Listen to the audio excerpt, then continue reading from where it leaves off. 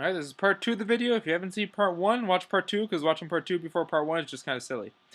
So continue onwards. First video we saw that Ahab, who God sent a false spirit to deceive him into going into battle so he could be judged.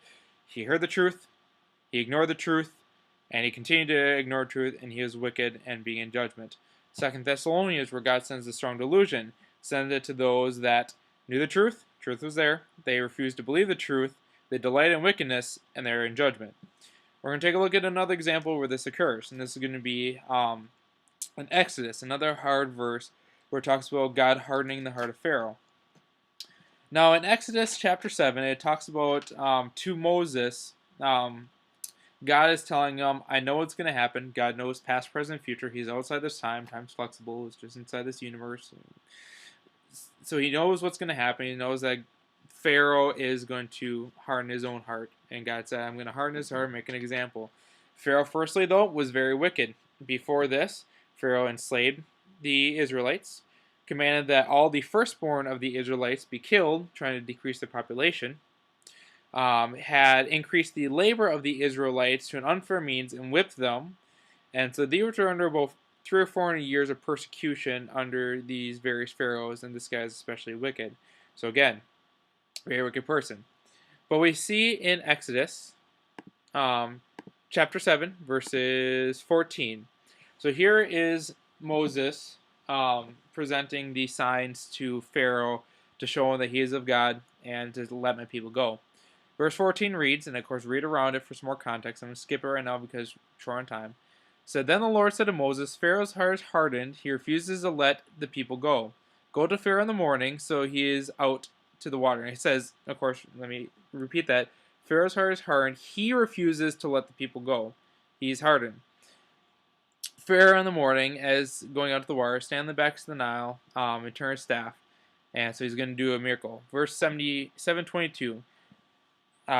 Moses performs a miracle, but the Egyptian magicians did the same by their secret art, and Pharaoh's heart became hard. He would not listen to Moses and Aaron, just as the Lord said.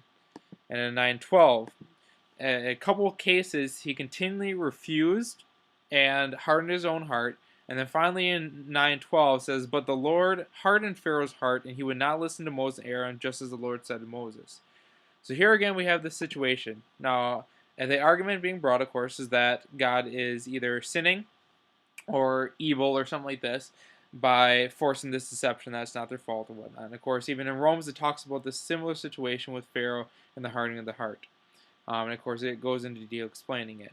But again, we have the same such thing for Pharaoh. He heard the truth from Moses. He was very wicked, and God had already cast his judgment. Of course, you won't agree with this probably if you aren't a Christian, but God is the only one who has the authority to judge for all of our wrongs are against him.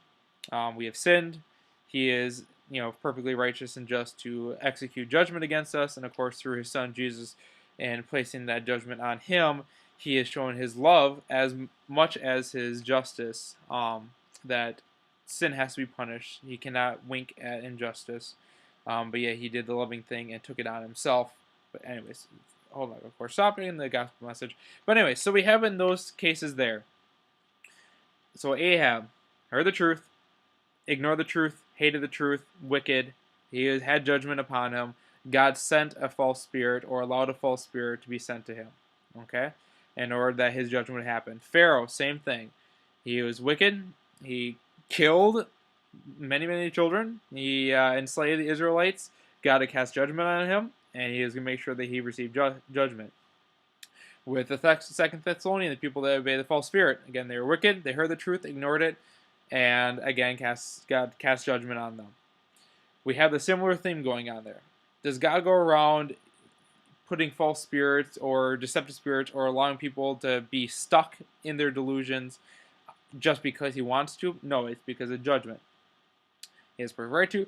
But anyways, in every one of these cases, the people were seeking out the delusion. They wanted to believe the lie. They were evil, and that's what happened. God has the ability to judge, and in these cases, he is making sure that that judgment will come out. Now, is God doing this lying or disobeying his own commandment, and all the different verses about lying. We're going to get into some technical stuff, and you may not agree with this, but this is going to be the viewpoint that I think is the most biblical. First off, there's a difference between lying and deception. Lie is to tell a falsity. Deception is to make someone believe in something that is already false and existent. God didn't originate the lies. With Ahab, the lies were first of his prophets of Baal. With Pharaoh, it was with his magicians and sorcerers. And Second Thessalonians, it was with Satan. And of course, all of the deception and all the lies, all the origination of lies is from Satan.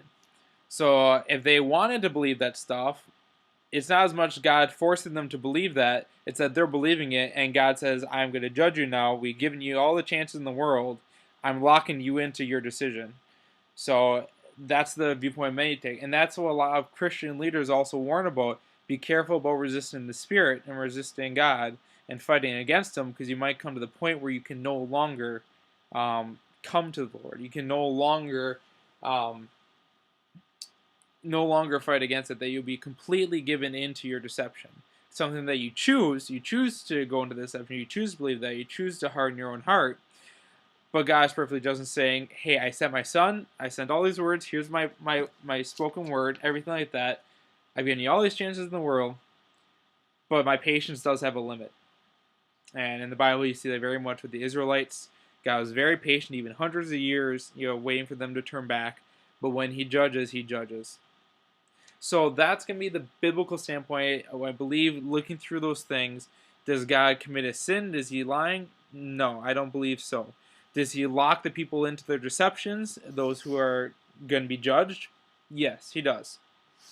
As for the Spirit in the example 2 Kings, where it says a spirit came in, that could very well, of course, be Satan, because we read in Job, which is a story about, it's actually the oldest book in the Bible, about the example of Job and Satan in the battle up there. But of course, in Job chapter 1, I'll finish this up real quick.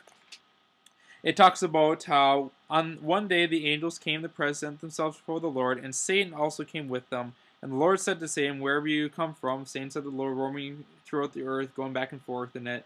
And of course, there's this whole dialogue here.